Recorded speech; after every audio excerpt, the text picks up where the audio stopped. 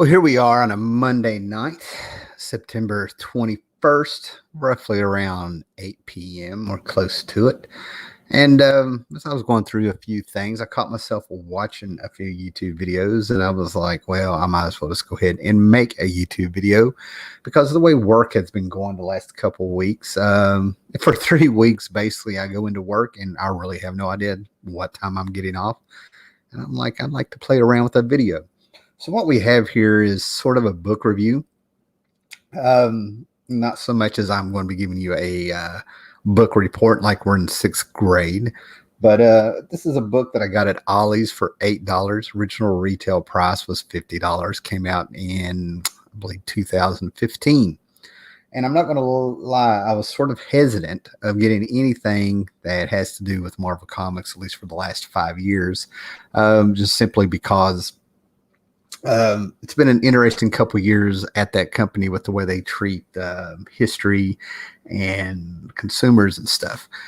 But I got this and fell in love with it. I got it for $8, so I had to get it, and it's exactly what it is. It's just an overview of the King's work at Marvel. Now, I've set up a camera here. I'm going to go ahead and tell you it's going to get a little awkward because the book is wide, very wide. When you actually open it up out of the slipcase.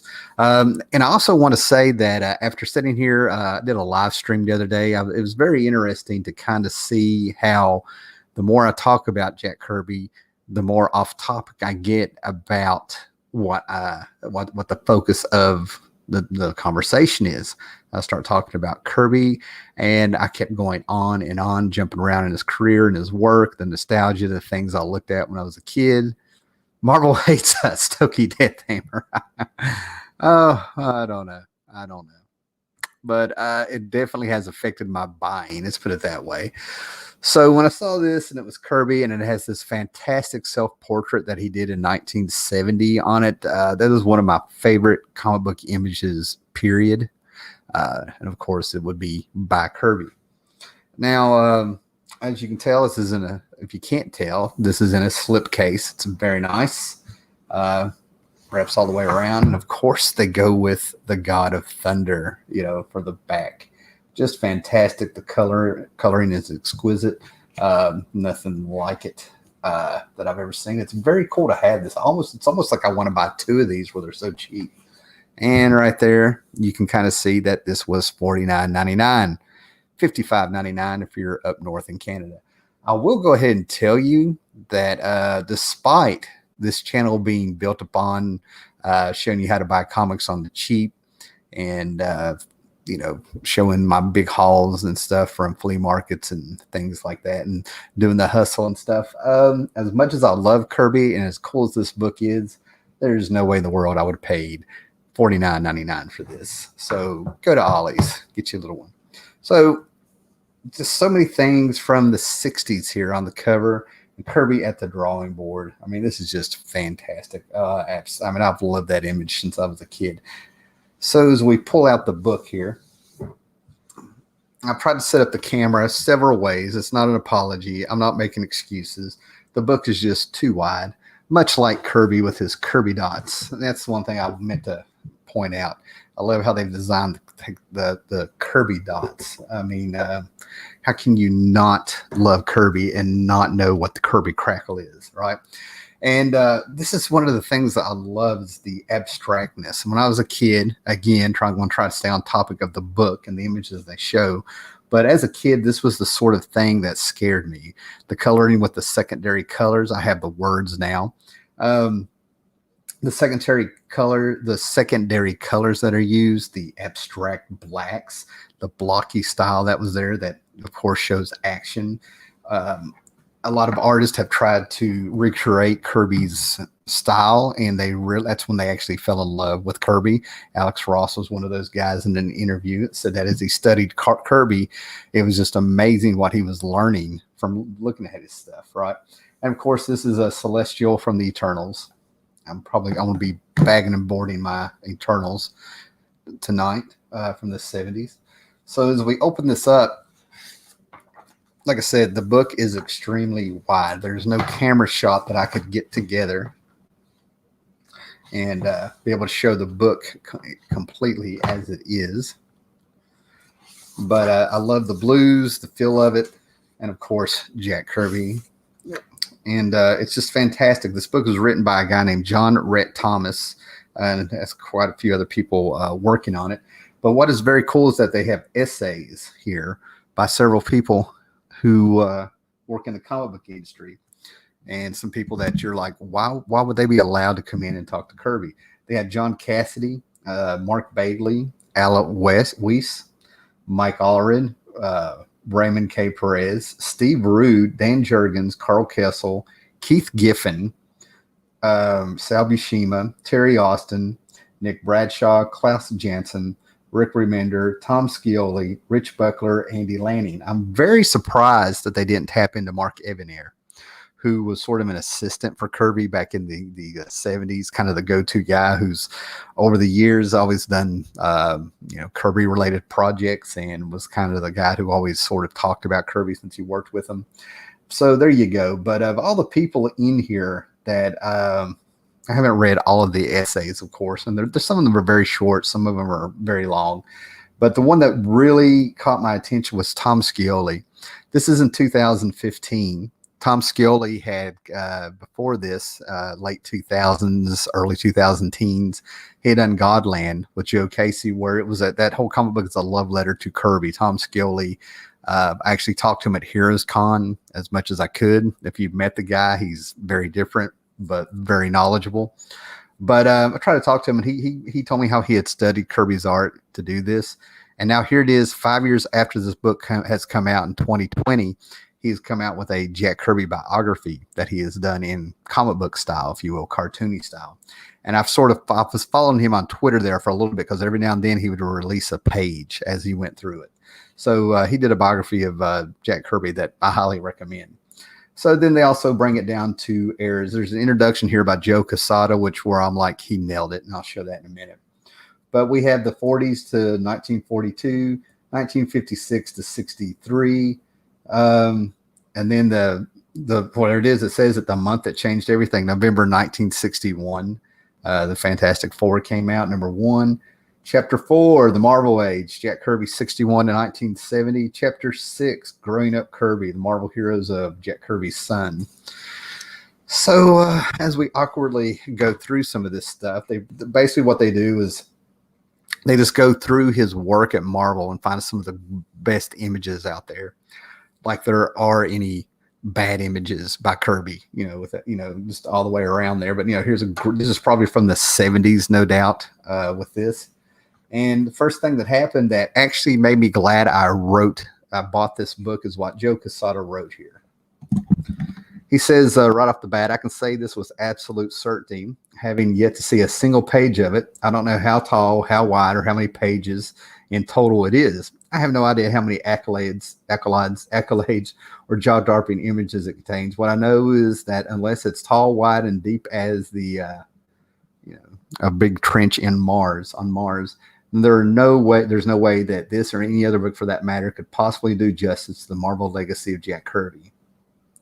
Now, he's not putting down the book. It's just that's a deep task. One of the great things about, growing up with Kirby, becoming a fan of Kirby, like he earned it with me. It was through his work as I got older and read more and looked at everything and found out who this Jack Kirby was, is that there's certain things that the people who grew up on Kirby and know Kirby have come to say, and nobody really knew who said it first. It's sort of like everybody just knew it, but Kirby's influence is too big, even just for a Marvel book or a book like this. You could have just libraries talking about Kirby's influence on pop culture and the world, television, movies, music.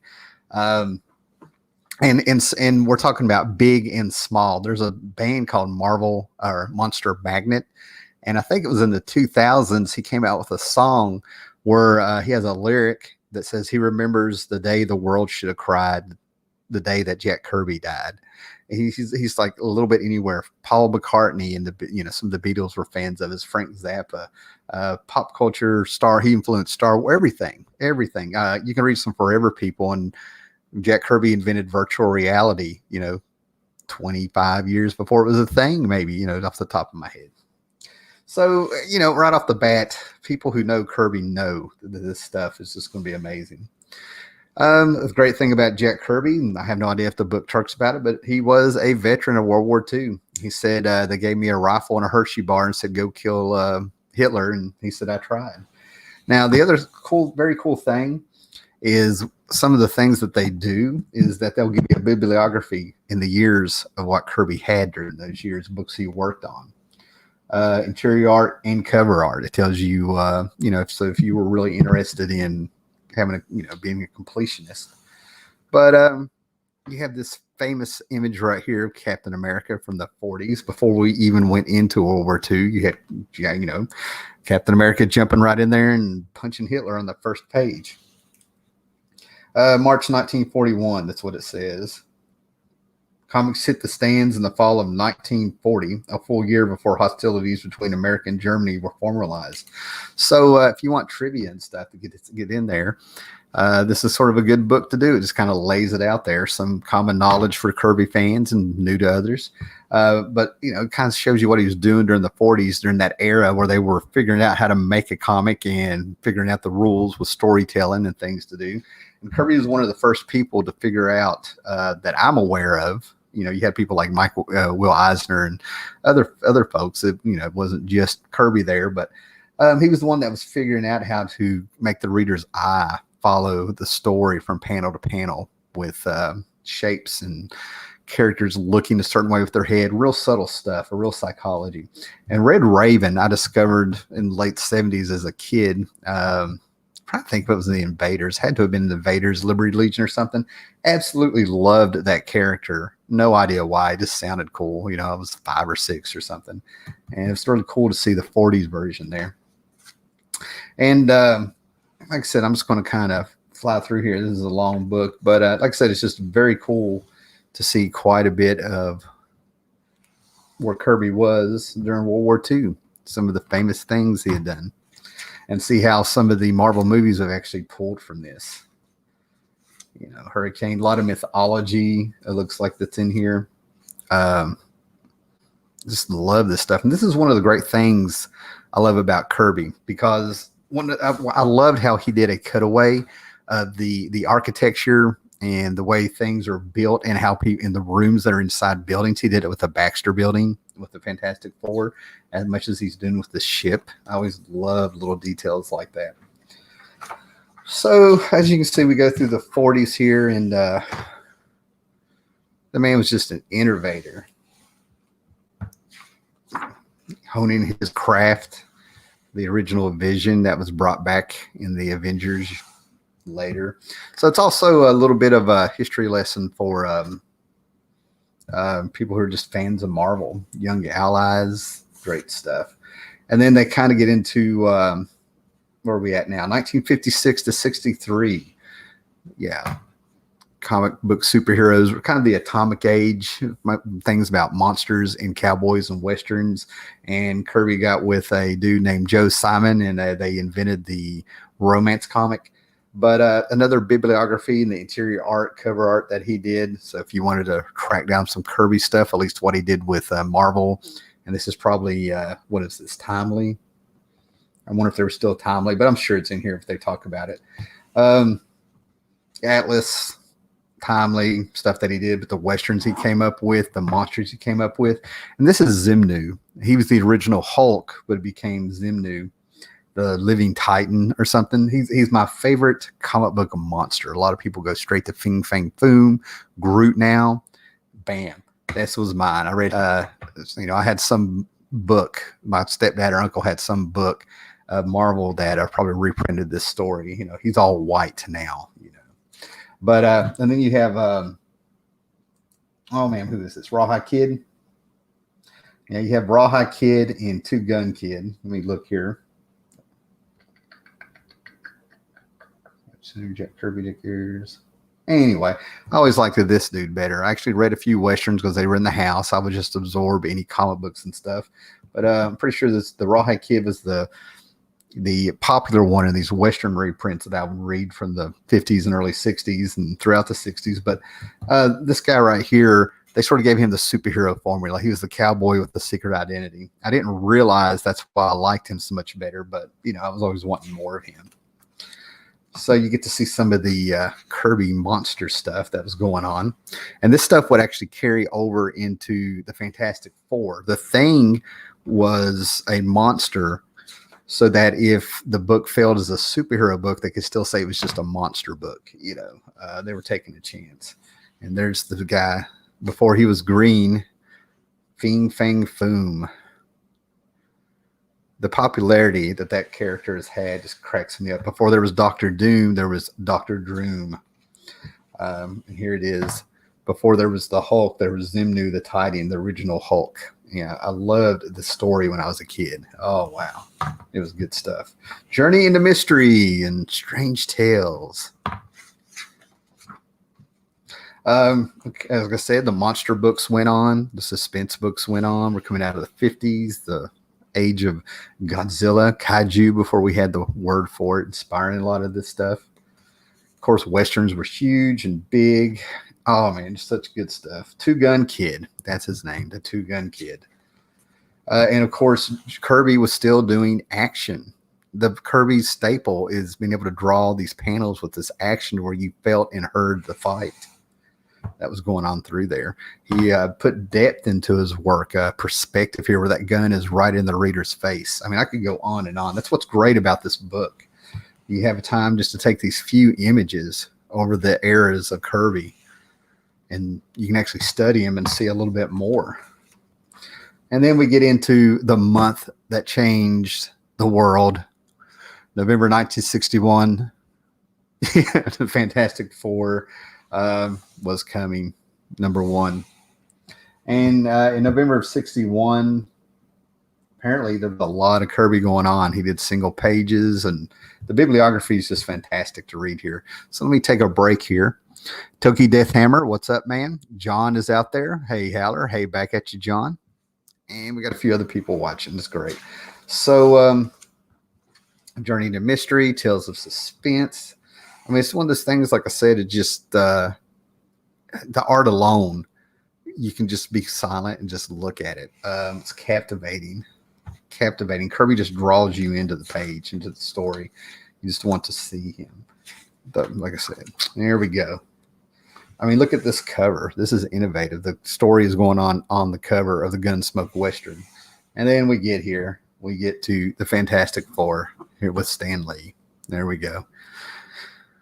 Now we've gone through, 21 years of Jack Kirby there, just in a few pages there.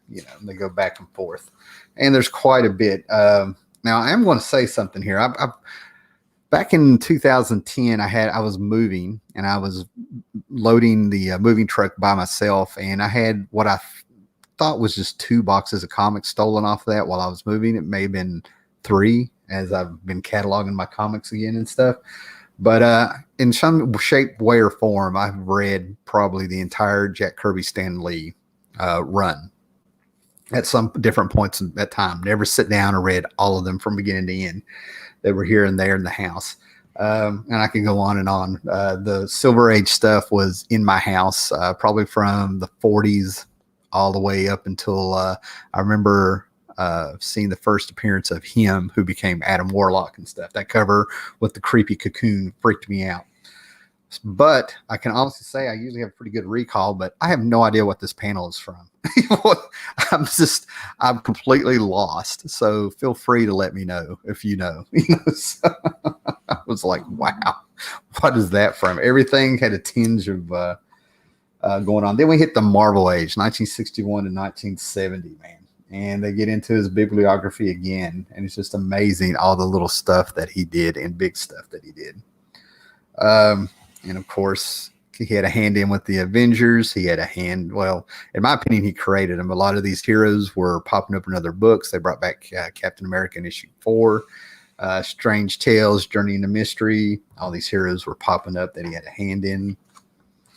And just love. I could just look at this stuff over and over. Fantastic Four #3. He was doing pinups in these fan pages. I think in issue 3 of the Fantastic Four is the one where they were answering fan mail, which I've heard a rumor at some point in time that it was actual fan mail they had put in the story and stuff. And this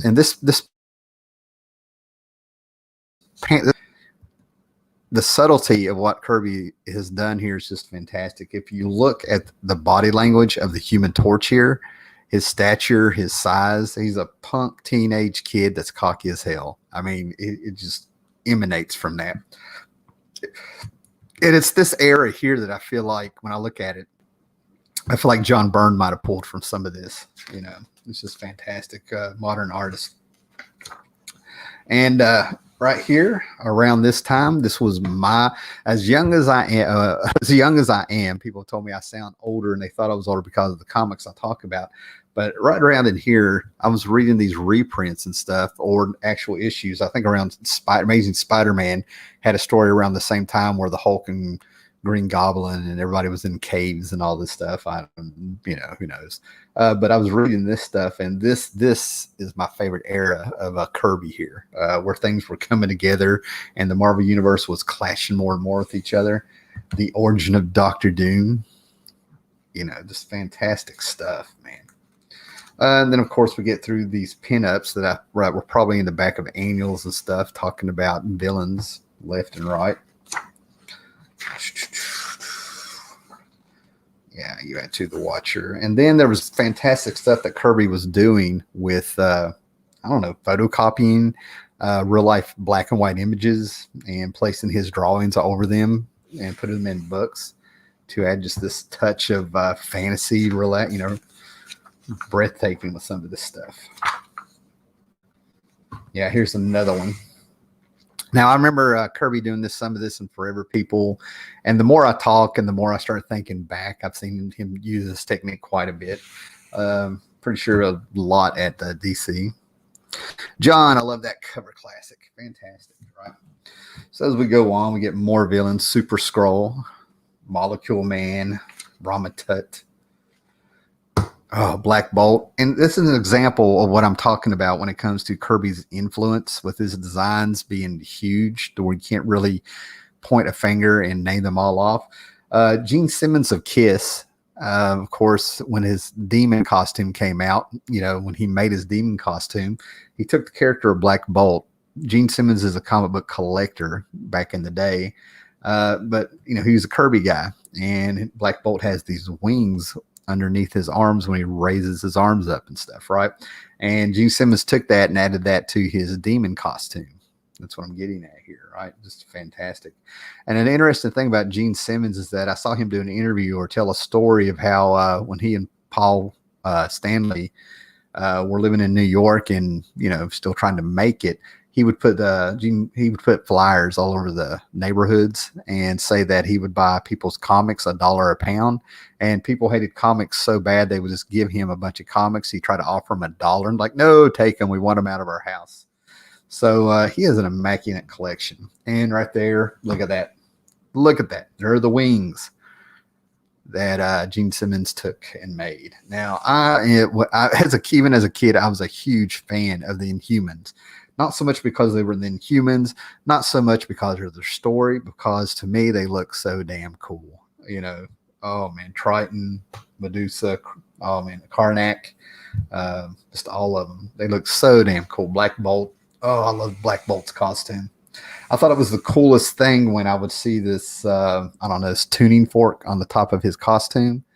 And then you would see, I cannot believe I'm going blank. They have a gigantic bulldog that could teleport, and it had the same tuning fork on his head. I always thought that meant something. I was always waiting. And then we get into this cosmic, this sci-fi. The thing about I think the trick with Marvel Comics and what Jack Kirby was bringing to the table is that it wasn't really so much, and I'm not the first one to say this and notice this, but it wasn't so much that we're bringing in superheroes, if you will. They were following up on the Atomic Age. Lockjaw. Thank you, Samuel David. Yes. There's nothing worse than doing these live shows going blank. You get off air, and then you're done. And then you jump up and you're like, oh, it all comes back to you. But anyway, what gets me is that Kirby wasn't just bringing superheroes and stuff, with Stan Lee and stuff, but they were doing science fiction. They were following up on the atomic age, the trend. Radiation played a lot into this. And Kirby was a huge fan of reading sci-fi mags and things like that. Of course, he read anything and everything, mythology and everything. They said in his studio, along the walls were just shelves full of magazines falling off and books falling off. And that's probably where he got a lot of this stuff, that he would bring out of magazines, if I had to guess. But, Silver Surfer and the Galactus are some of his favorite creations that I love, besides the Hulk at Marvel. And one of the things I'm going to go ahead and say, if you watched my live stream I did the other day where I was showing this haul and started talking about Kirby, you may hear me say a few things that I said in that other one. But going through this book, when I was flipping through it, I'm going to be sitting here saying, this is some of my favorite stuff is Kirby. I'm going to flip it through some more, a few more pages, and I'll be like, this is some of my favorite stuff from Kirby, right? The Watcher, Galactus, bringing in the Black Panther. And like I said, this was the stuff I noticed as a kid that kind of brought me around to him, this innovative stuff. I mean, Jim Steranko came into comics, and Jack Kirby showed him a few tricks, and it just kind of evolved from there, But this monster is one of the most famous Fantastic Four stories out there that you people hear about. Even if they don't know the story, they know the title. But to me, a lot of people are like, Spider-Man is the figurehead character of Marvel Comics. Well, that's cool. But to me, when it comes to what a Marvel Universe character is supposed to be, you go to Ben Grimm, the Thing, the tragic story, this monster, the drama that comes with it. Black Panther. He'd returned to Black Panther in the 70s. Just so much stuff. I love these layouts, these big widespread. The bigger the page for Kirby to work on, the better it is. I love this stuff. And as you can see, as we're going through the 60s, he just gets more and more dynamic, surfing with the alien there. Dr. Doom taking the Silver Surfer's powers and ended up riding that surfboard himself. And right there it is. The eyes, the dynamic, the cinematic feel that he was getting, the Kirby dots. As you can see, reading the Fantastic Four going through there, it just gets better and better. The negative zone. He was creating worlds, dimensions, working from home and coming up with the stuff. And there's that freaking cocoon that scared me to death when I was 5 years old. The cover of OMAC #1 and a Losers Our Armies at War book that Kirby did, I would have to flip them over at night if they were up and I could see them to go to bed at night. Just amazing.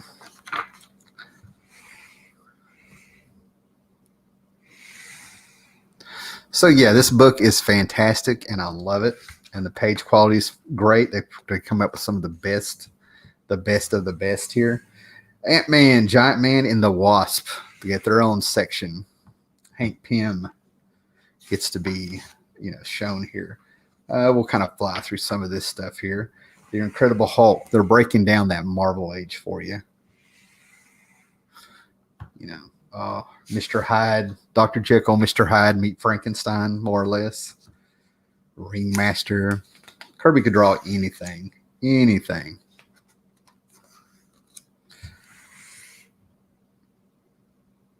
This is fantastic.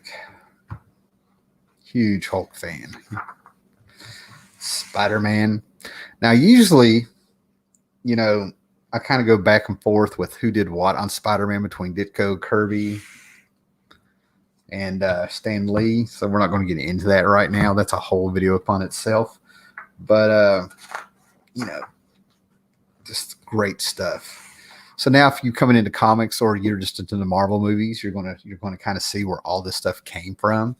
So that when you have older people that come in there and watch these movies, or people who have read comics for a while some of the more subtle stuff will blow them away. And then we get into Thor, the mighty Thor. Now, the thing with Thor is Vince Collada was the inker on this, and Vince Collada would use assistants, and he would, it was a business to him. It was a business to him. It's the best way to put it. And he would actually take artist art, and if there was extra stuff that he didn't seem to think needed to be inked, that it was wasted or something like that, he would erase the art. Now, a lot of people, when they discover this, sort of freak out a little bit, like all that destroyed Kirby art in their opinion and stuff, or in my opinion. I've been there. I've been on both sides of it when I've known this stuff. And it's so great to be older now when things don't seem so life and death, if you will. But you turn around and Vince Collada gave the Thor books unintentionally its own vibe. You look at that Kirby stuff and it has a whole other atmosphere to it. It really is different than all the other stuff that Kirby was doing at Marvel during the 60s. I don't know why, but I don't know if it's the uncluttered backgrounds, the colors, having room for the colorist. I don't know, man, but it definitely gave the book its own vibe. Now, the things like this that are in there, like talking about, talking about Thor in general and stuff, becoming a part of the Marvel universe, is of course this is the Marvel legacy. But if you knew about Kirby working at other companies like National Periodic, which would become DC Comics back in the 40s, he and Joe Simon revamped a character called the Sandman, who was a pulp. He was a pulp novel inspired superhero who wore a 3-piece suit and a fedora and gas mask and stuff. You know who he is.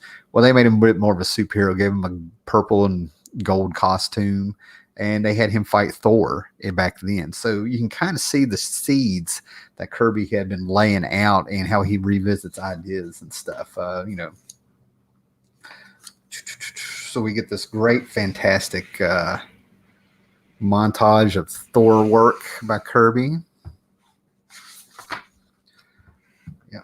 I'm talking about the monsters of the 50s. Look at the stuff that he would bring in. Got a cast of characters, and he was writing gods. We weren't doing superheroes. So a lot of these stories weren't on Earth. They were up there, in Asgard. Adventure stories, building on mythology or making their own mythology. Just great stuff. Ego, the Living Planet. Look at that. The Beast. High Evolutionary is one of my favorite characters by Kirby with the People Breeders. Oh, man. And seeing the Destroyer in the first Thor movie was one of the most surreal moments I'd ever had. Probably the same way that when Tony Stark emerged from that cave in the gray Iron Man armor, I was like, I can't believe I'm seeing this. They did it. They did it. Oh, man. So much classic stuff here. They do a great job of just finding those images. It's fantastic. I mean, Galactus, the Devourer of Worlds, going after Ego, the Living Planet. Of course, they were meant to fight each other. It's fantastic stuff. I mean, the work just, I don't really have to say anything with a lot of this stuff. The work. You could draw any scene and make it look dynamic. Nothing is static. Everybody is in mid-motion. Everybody has an expression. And I think that's the quality of Kirby that a lot of people don't realize. Even when it looks like somebody's standing still, they're in mid-motion. Even just sitting there. I get the feeling that Odin is slightly turning to talk to Thor. So, yeah, this book is definitely worth getting. We get into the Avengers. Yeah. This book, this character now has been announced to be in Ant-Man 3. So, everybody is going out after Avengers number 8 right now.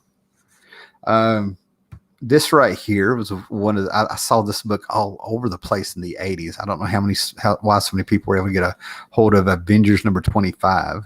Might have been an thing. So I'm going to kind of skip ahead. We get into Captain America coming back, getting his own book. X-Men, of course. So much good stuff here. Juggernaut. Howling Commandos, War Comics. And I used to know it, but I've always tried to look up what issue and how and when Nick Fury lost his eye and got the eye patch. For some reason, I'll look it up, and then it just sort of disappears. Now, there are rumors that with the Howling Commandos, there was a character named Frenchie, I believe.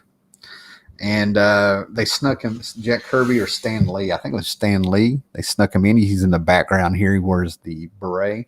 But they claim that he was gay. So they're saying there was a gay character hidden in the Marvel Universe there. Strange Tales. And here's one of my favorite covers of the Strange Tales stuff that Kirby was involved in, be it just, even if it's just covers and stuff. But this right here, I still have this. It's all beat up, but I'll never let it go. Just such good stuff. The Fixer and the Melter, maybe. Wow. If I pull it out of the bag, it's going to disintegrate. So much good stuff. Submariner, Silver Surfer. Oh.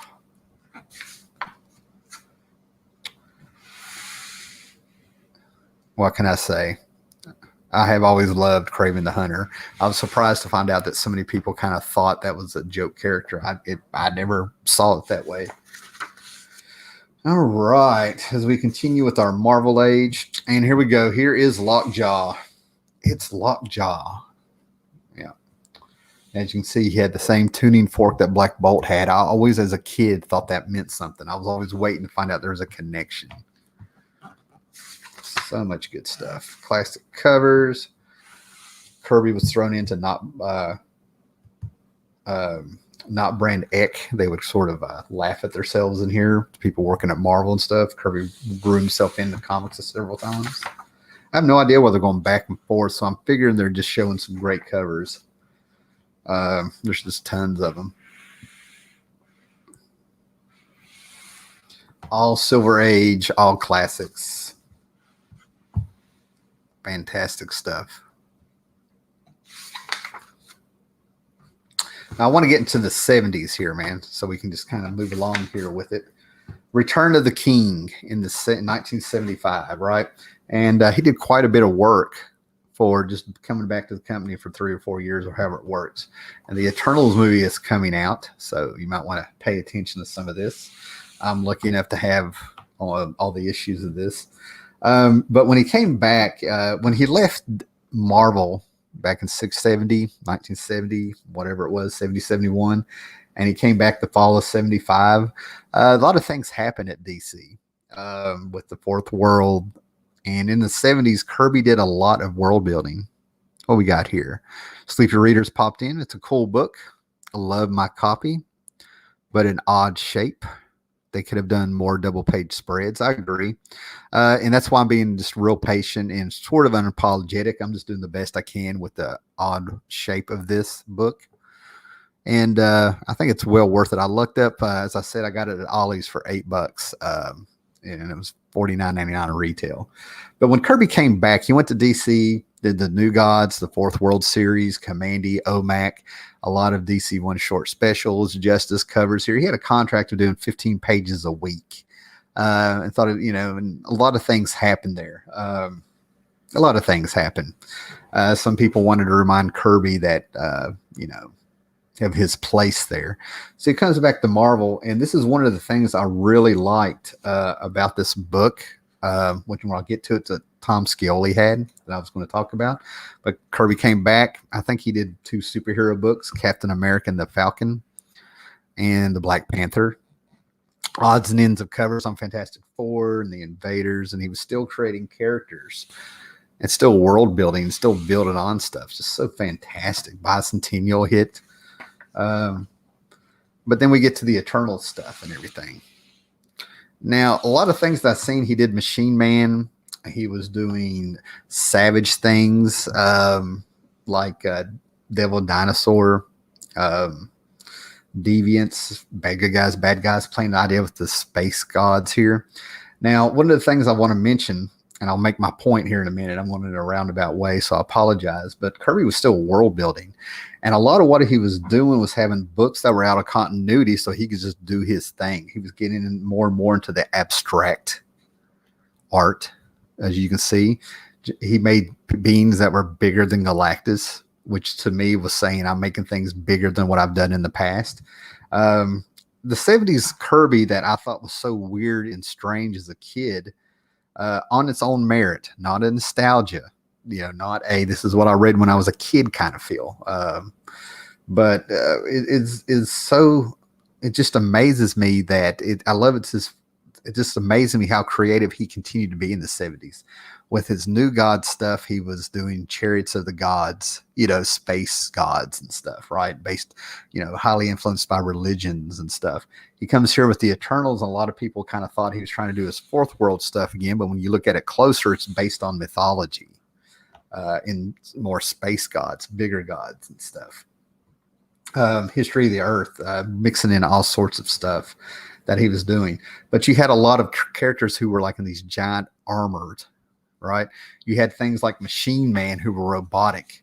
Things were getting a lot more bulkier and stuff, right? With what was going on. And in here, Tom Skioli does an essay where he said, here it is. Psychedelic freakouts, sci-fi, techno-exotica, and full body armor. And this is the essay that is fantastic that Tom Skioli did. This is worth reading because I don't know if Tom Skioli and I are of the same age, but his favorite era also is of the 70s with Kirby. And he made the same observation that a lot of people that are into Kirby, including me and a lot of other people, nothing real innovative here. But I always felt like there was something missing in his work. There's something different. Tom Skioli will bring it up at the beginning of the essay, and he'll talk about it at the end. He bookends the answer. He says that there's a vulnerability with Kirby that is missing. In my opinion, it was more of a, I don't know if we're saying the same thing, but we're coming at it at different places. Where he says it's a vulnerability, to me, there's an edge added. There's a softness gone from Kirby's work. It's more angular, more blocky. It's like he's come into Marvel saying, I'm going to take no shit and I'm going to do it my way. And to me, that pours out of his pencil with all these characters that have a bit more of an edge on them. $8, Holy Mother of God. Yeah. I did a haul the other day. I'm not going to tell you how much I paid for an Avengers anniversary Vibranium comic, which I forgot to show in my haul video, but I've got it sitting over there. Those Eternal spreads rock. Wow. Yeah. But anyway, it was just kind of cool to read an essay here where somebody kind of sees things and approaches and interprets a lot of things the same way you do.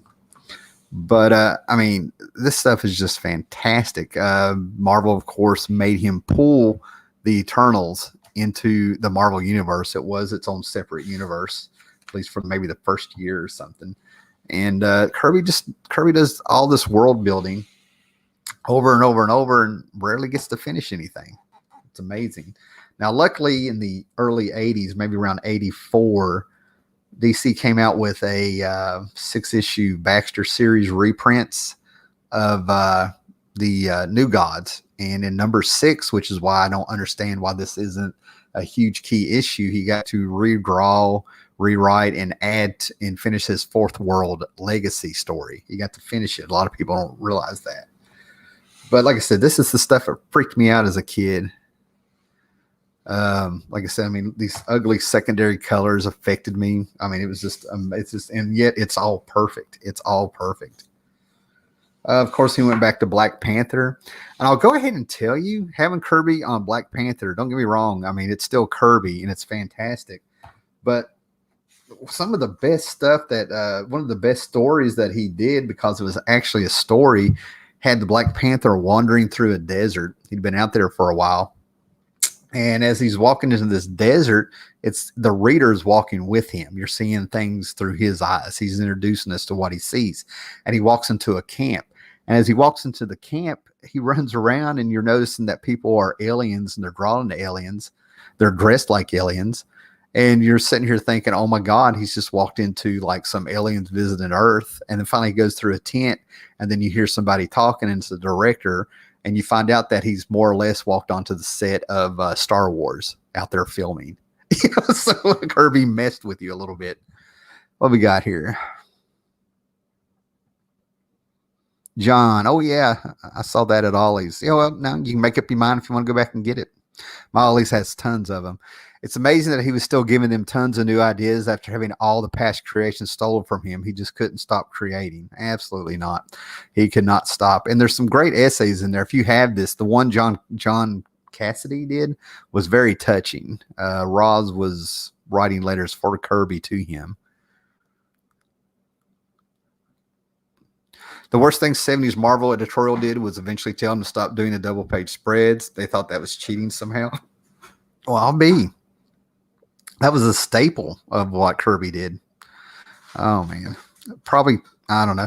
I hear things like this. And after hearing all the stories and all the things we get robbed of from Kirby, now that hindsight is 2020, and I keep thinking, hey, somebody out there complained because they couldn't keep up. You know, somebody was calling a favor. My mind goes to the possible worst reason that they did that, which probably isn't true. It's just after you hear more and more stories and realizing Kirby never really got some of the financial credit he should have had in his original art back, you kind of get tired of hearing one more thing that they did to him. He did say that comic books will break your heart. I hope someday they can give us 2,000 work the deluxe treatment. I think I just need 2 more copies of that.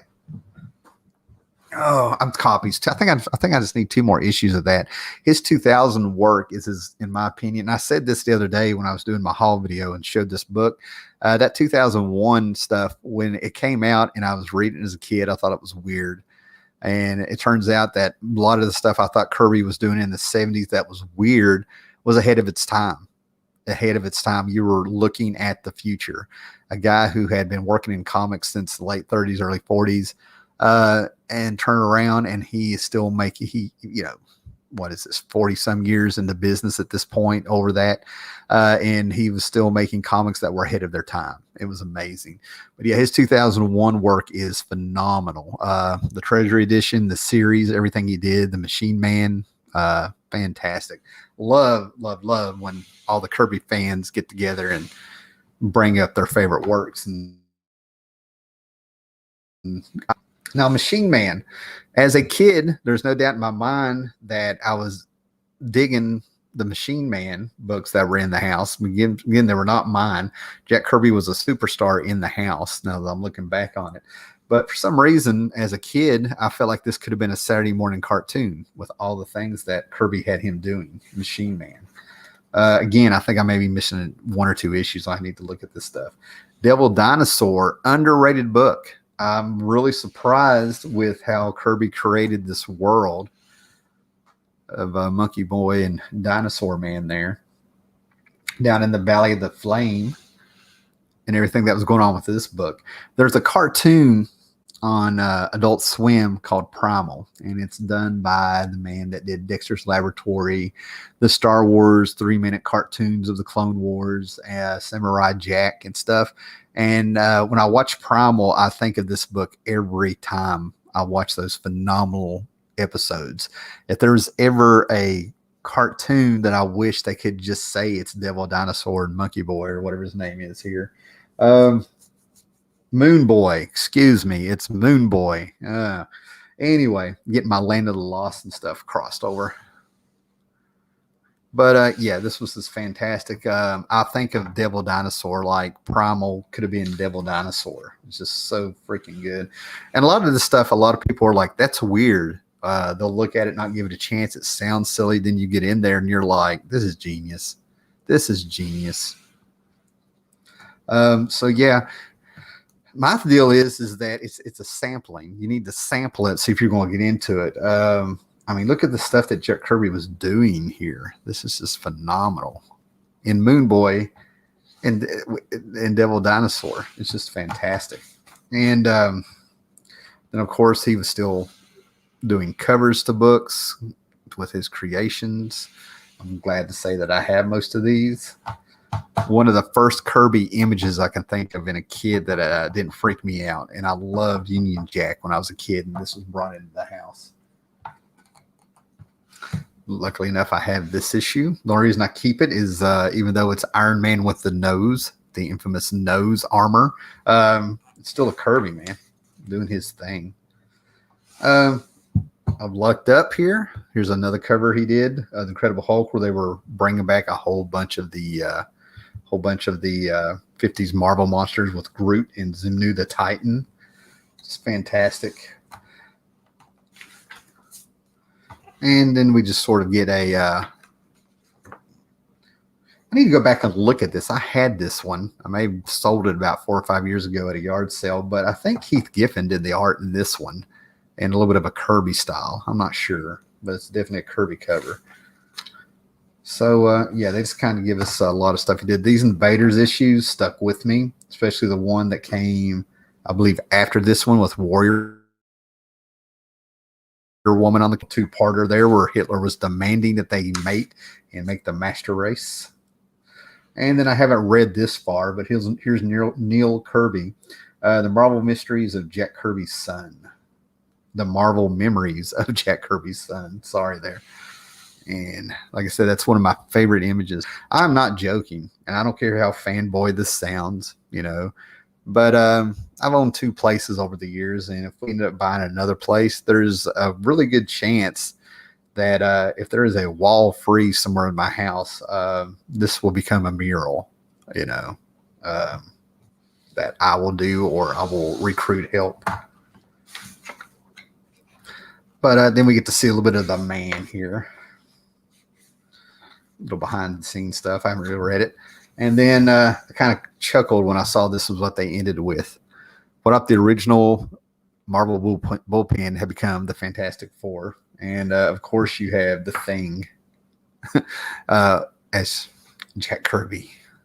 This is fantastic. All right, guys. Well, like I said, I flipped through some pages. We got to talk a little bit about Kirby. This book is cheap now, 5 years later. And I'm sure that there's going to be people who go out and buy these things at Ollie's. And we'll have them at comic book conventions of the future, or they will have them on eBay. Just remember they're $8 at Ollie's now. And pay what you think you want to pay if you decide you want to get this. I always push things Kirby. And I think this is the kind of the thing where if you don't feel like really digging through a whole bunch of books and you just have a little, you know, I just want to see some Kirby stuff, this is perfect for you. It's the Marvel stuff. When did the poor man ever rest? Amazing creator. Exactly. I love reading and hearing these stories about Kirby. Seems like I hear more during the 70s, late 60s and early 70s, where you hear more and more stories about Roz, his wife, being his partner. And what's really touching is that you can be a Jack Kirby fan just through his art and his work and stuff, and something comes through his work to where when you hear these stories about this man, you just want to know more. It's touching, and then you end up talking like you knew them even though you didn't. That's very rare, you know. But one of the stories that I really like is after Kirby passed, Roz was sort of afraid she was going to be forgotten. The people who knew them and the people who talking about them and actually hung out with them, from what I understand, knew that it wasn't Jack Kirby to them, it was Jack and Roz. They were one of those couples, one of those married couples. And Roz was sort of worried about kind of being abandoned by all the people because Jack was gone, and will they ever know? You know, whatever her reasons were, we may never know, but a lot of people have said it had to do with she was a silent partner, you know, and everybody that worked with him knew it was the two of them. They'd be sitting there, somebody be giving a business pitch to Jack, and he would look over across the table at Roz, and all she had to do was move her eyes a certain way, and they knew what to do. Jack knew what to do with her and stuff, right? Jack Kirby would be downstairs in the studio.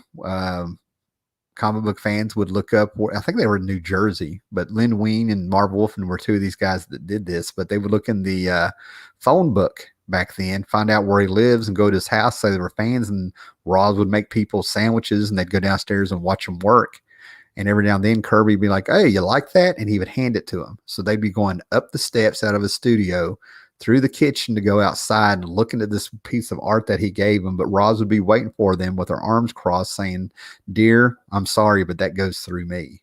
and she would make a payment plan with him or something and keep the art and stuff and work with him.